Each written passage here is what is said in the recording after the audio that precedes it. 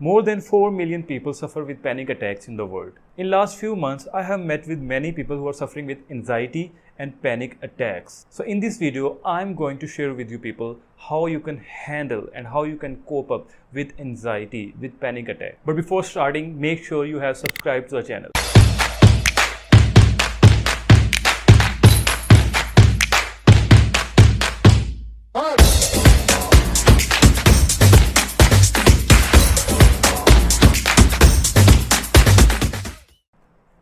अस्सलाम वालेकुम everyone, this is dietitian Talha Ahmed. Anxiety is a feeling जिसमें हम एनेक्शियस फील करते हैं, हम बेचैनी फील करते हैं, हम घबराहट फील करते हैं। और ये घबराहट, ये बेचैनी किसी भी फेयर की वजह से हो सकती है, फ्यूचर से रिलेटेड किसी परेशानी की वजह से हो सकती है, फ्यूचर से रिलेटेड डर की वजह से हो सकती है। लेकिन पैनिक अटैक क्या है? जब हम अपनी एनजाइटी के ऊपर कंट्रोल नहीं कर पाते या उसके साथ डील नहीं कर पाते और हमें ये कॉन्टीन्यूसली काफ़ी लंबे अरसे तक तंग करती रहती है, तो हमारी ये एनजाइटी एक पैनिक अटैक के अंदर कन्वर्ट हो जाती है। और पैनिक अटैक क्या होता है?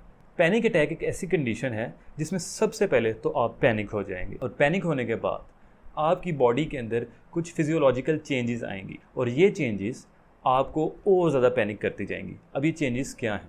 सबसे पहले तो आपका हार्ट रेट बहुत ज़्यादा हो जाएगा, आपका हार्ट जो है ज़ोर ज़ोर से धड़कना शुरू हो जाएगा।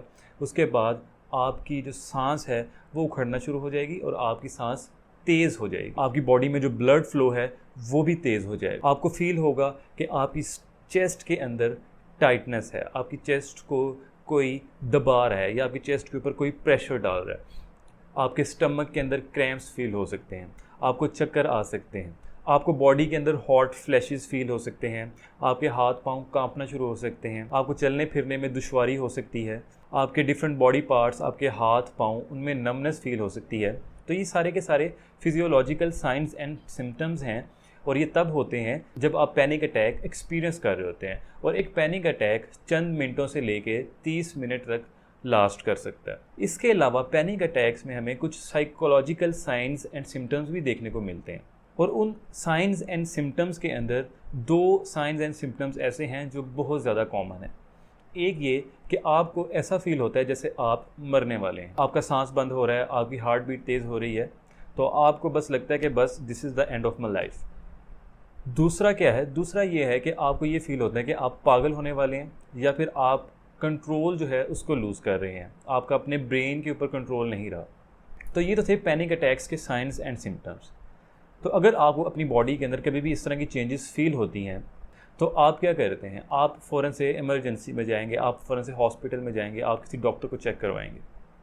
और अगर आपके सारे के सारे लैब टेस्ट नॉर्मल आते हैं, आपकी ईसीजी नॉर्मल आती है, आपके डॉक्टर जो हैं वो आपको ये कहते हैं कि आपको कोई मेडिकल कंडीशन नहीं है या आपको कोई हार्ट का प्रॉब्लम नहीं है, क्योंकि मोस्ट ऑफ द टाइम्स लोग यही समझते हैं कि उन्हें हार्ट अटैक आ रहा है। तो अगर आपका डॉक्टर जो है जिसको आपने चेकअप करवाया है वो ये कहते हैं कि आपको इस तरह की कोई भी कंडीशन नहीं है, तो इसका मतलब ये है कि आप पैनिक अटैक के साथ सफ़र कर रहे हैं। और जब आपको ये पता चल जाता है कि आपको पैनिक अटैक्स आ रहे हैं तो उसके बाद नेक्स्ट स्टेप क्या है? उसके बाद किस तरह से आपने इसको डील करना है? सबसे पहले ये समझना है कि ये होता क्यों है। हमारी बॉडी के अंदर एक हार्मोन है जिसे हम फाइट और फ्लाइट हार्मोन कहते हैं और ये हार्मोन हमेशा फाइट और फ्लाइट की कंडीशंस में ही रिलीज़ होता है। फाइट और फ्लाइट की कंडीशंस कौन सी कंडीशंस हो सकती हैं? वो कंडीशंस जिसके अंदर या तो आपने किसी से लड़ना है और या तो आपने वहाँ से भागना है। ये वो कंडीशंस हैं जहाँ पे फाइट और फ्लाइट हार्मोन को रिलीज़ होना है। अगर हम इंसानों की हिस्ट्री को देखें और आज हम अपना लाइफस्टाइल देखें तो बहुत ज़्यादा ड्रास्टिक चेंज नज़र आएगा हमें। हमारे जो एंसेस्टर्स थे वो जंगलों में रहते थे, वो पहाड़ों में रहते थे, वो कई सालों तक जंगें भी लड़ते थे और उन्हें वाइल्ड लाइफ और जानवरों के साथ भी रहना पड़ता था। तो ये वो कंडीशंस थी जहाँ पे उन्हें बहुत ज़्यादा एग्रेसिव भी होना पड़ता था, जहाँ पे उन्हें किसी सिचुएशन से डर के भागना भी पड़ता था। लेकिन आज हम जिस जनरेशन में या जिस टाइम जोन के अंदर हम रह रहे हैं, इसके अंदर ऐसी कंडीशंस हमारी ज़िंदगी में बहुत कम आती हैं जिसमें हमारी किसी से लड़ाई होती है या हमें किसी सिचुएशन से भागना पड़ता है। अच्छा, तो ये फ़ाइट और फ्लाइट हार्मोन बेसिकली करता क्या है? फ़ाइट और फ्लाइट हार्मोन का मकसद ये होता है कि हमारी बॉडी को तैयार किया जाए उस इमरजेंसी की सिचुएशन के अंदर रिस्पॉन्ड करने के लिए। अब जब भी इमरजेंसी की सिचुएशन आएगी, हमने अचानक से भागना है या हमने अचानक से किसी के साथ लड़ना है, तो हमें बहुत ज़्यादा ऑक्सीजन की ज़रूरत है। उसके लिए हमारी बॉडी क्या करती है, हमारे सांस को तेज़ कर देती है, हमारी हार्ट बीट तेज़ हो जाती है। उसके बाद हम शेक करना शुरू कर देते हैं, बहुत ज़्यादा हाइपर एक्टिव कंडीशन के अंदर चले जाते हैं। लेकिन अगर ये सब नॉर्मल कंडीशन के अंदर हो जाए, अगर हम किसी जगह पे सुकून से बैठे हुए हैं, अपने किसी दोस्त से बातें कर रहे हैं या अकेले बैठे हुए कोई बुक पढ़ रहे हैं और अचानक से ये सब कुछ होना शुरू हो जाए, अचानक से हमारा हार्ट बहुत ज़्यादा तेज़ी से बीट करना शुरू कर जाए, अचानक से हमारा सांस बहुत ज़्यादा तेज़ हो जाए, अचानक से हमें अपनी चेस्ट के ऊपर दबाव फील होना शुरू हो जाए, तो उसका मतलब ये है कि हमारी बॉडी ने बगैर किसी वजह के, बगैर ज़रूरत के फाइट और फ्लाइट हार्मोन को रिलीज़ करना शुरू कर दिया। अब हमारी बॉडी ऐसे करती क्यों है? जैसे कि मैंने शुरू में बताया था कि पैनिक अटैक एंजाइटी की एक एडवांस्ड फॉर्म है। मतलब हम काफ़ी ऐसे तक एंजाइटी के अंदर रहते हैं और हमें पता भी नहीं होता, कि हम अपने दिमाग के अंदर क्या सोचें लेके फिर रहे हैं, हम क्या फेयर्स लेके फिर रहे हैं।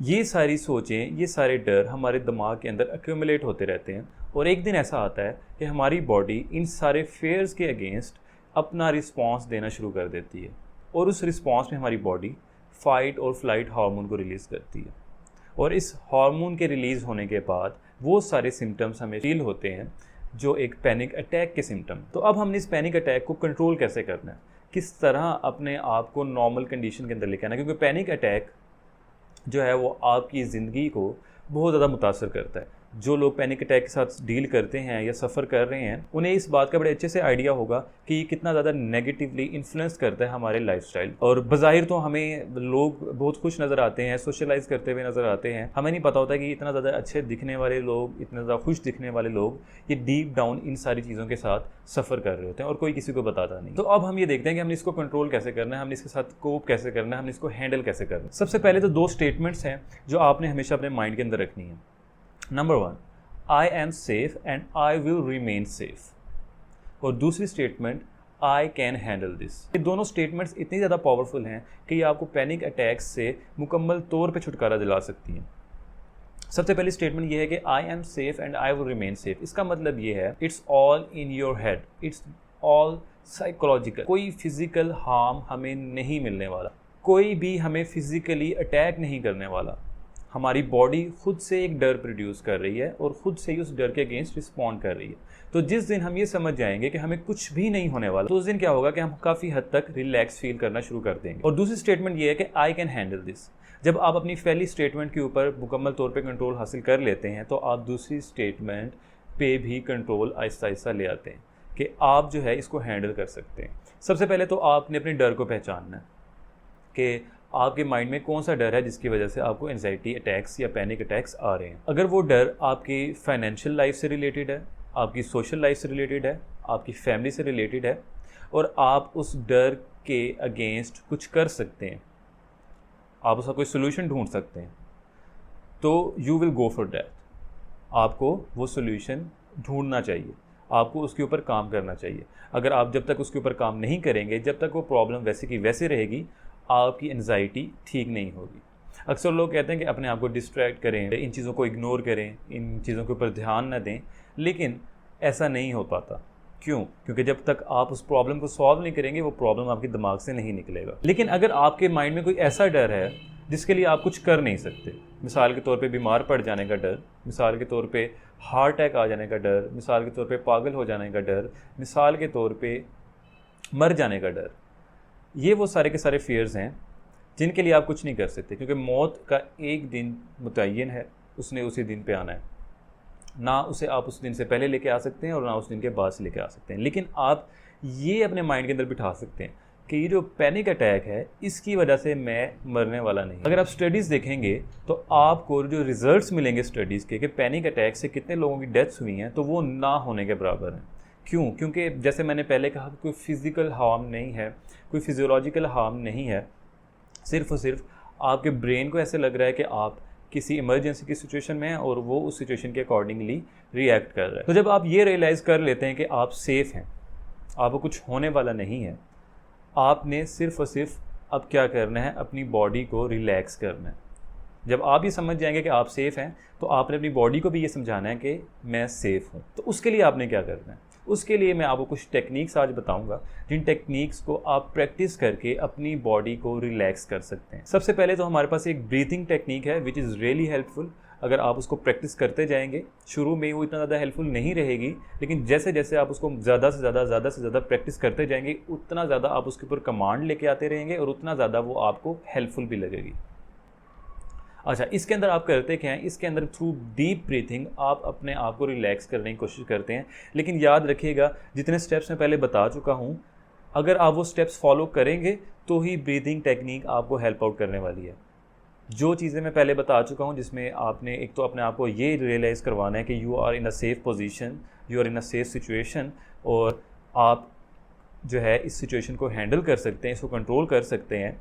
जब आप ये रियलाइज़ करेंगे, ठीक है, तो उसके बाद ही ये ब्रीथिंग जो टेक्निक है ये हेल्पफुल रहेगी।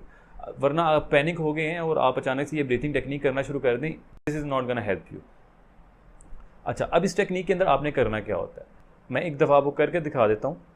इस टेक्निक के अंदर आपने 5 सेकंड्स के लिए अपने सांस को इनहेल करना होता है थ्रू योर नोज़, 3 सेकंड्स के लिए उसको होल्ड करके रखना होता है, और फिर 5 सेकंड्स में उस सांस को एक्सेल करना होता है थ्रू योर माउथ। अब इस टेक्निक की वजह से होता क्या है, जब भी आप ये प्रैक्टिस करेंगे बार बार, आपका अपने सांस के ऊपर कंट्रोल आना शुरू हो जाएगा। क्योंकि आपका सांस जो है वो अनकंट्रोल्ड होता है। जब भी आपको पैनिक अटैक आता है, आप तेज़ तेज़ सांस लेते हैं, तो ये जब आप 5 सेकंड्स के लिए इनहेल करते हैं, 3 सेकंड्स के लिए इसको होल्ड करते हैं, 5 सेकंड्स के लिए फिर उसको एक्सेल करते हैं, तो क्या करते हैं, आप इस सांस को कंट्रोल करने की कोशिश करते हैं। तो जब आप इसके ऊपर प्रैक्टिस ले आते हैं तो आप बड़ी आसानी से अपने सांस को कंट्रोल कर लेते हैं, और जिस मोमेंट आप अपने सांस को कंट्रोल कर लेते हैं, उस मोमेंट आप रिलैक्स हो जाते हैं। अच्छा, इसके अलावा एक और टेक्निक है जिसको हम प्रोग्रेसिव मसल रिलैक्सेशन टेक्निक कहते हैं। इस सिचुएशन के अंदर हमें जो ड्रग्स भी दी जाती हैं वो भी बेसिकली हमारे मसल्स को रिलैक्स कर रही होती हैं। तो अगर हम कोई ऐसी टेक्निक यूज़ करें, कोई ऐसी प्रैक्टिस करें जिससे हमारे मसल्स रिलैक्स होना शुरू हो जाएं, तो वो भी काफ़ी ज़्यादा हेल्पफुल रहता है।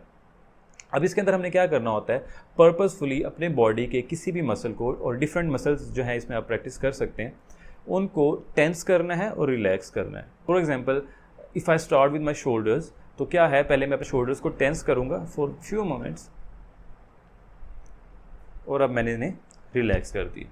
आप ये अपने आर्म्स के साथ भी कर सकते हैं, जैसे अभी मैंने इनको टेंस कर दिया अपने आर्म्स के मसल्स को, और अब मैंने इनको रिलैक्स कर दिया। तो ये वो टेक्निक्स हैं जिन्हें अगर आप बार बार प्रैक्टिस करते रहेंगे तो क्या होगा, आपको रिलैक्स होने में, आपको काम डाउन होने में हेल्प मिलेगी। उसके अलावा लाइफस्टाइल चेंजेस में आप आउटडोर हॉबीज़ जो हैं उनको इन्वॉल्व कर सकते हैं। आजकल लोगों के अंदर सबसे ज़्यादा जो कमी है, जो डेफिशिएंसी है, वो आउटडोर हॉबीज़ की है। लोग स्क्रीन के ऊपर ज़्यादा टाइम स्पेंड करते हैं, फ़ोन्स के अंदर ज़्यादा टाइम स्पेंड करते हैं, टीवीज़ लैपटॉप्स के आगे ज़्यादा टाइम स्पेंड करते हैं, और आउटडोर बहुत ज़्यादा कम टाइम स्पेंड करते हैं। लेकिन स्टडीज़ ये कहती हैं कि जितना ज़्यादा आपकी आउटडोर हॉबीज़ होंगी, उतना ज़्यादा आपको खुश रहने में मदद मिलती है। उसके अलावा स्टडीज़ ये भी कहती हैं कि जितना ज़्यादा आप सोशलाइज़ करते हैं, जितना ज़्यादा आप बाहर लोगों के साथ उठते बैठते हैं, उनके मसले सुनते हैं, उन्हें अपने मसले सुनाते हैं, उतना ज़्यादा आपके अंदर ये कैपेबिलिटी पैदा होती है कि आप स्ट्रेस, एंजाइटी, डिप्रेशन, इन चीज़ों के साथ डील करना सीख जाते हैं। तो आई रियली होप ये वीडियो बहुत ज़्यादा बेनिफिशियल रहेगी आप लोगों के लिए, और आप लोग अगर इस वीडियो को अपने प्यारों के साथ, अपने दोस्तों के साथ, अपनी फैमिली मेम्बर के साथ शेयर भी करेंगे, तो हो सकता है उनकी भी मदद हो जाए। Thank you so much for watching. अल्लाह हाफिज़।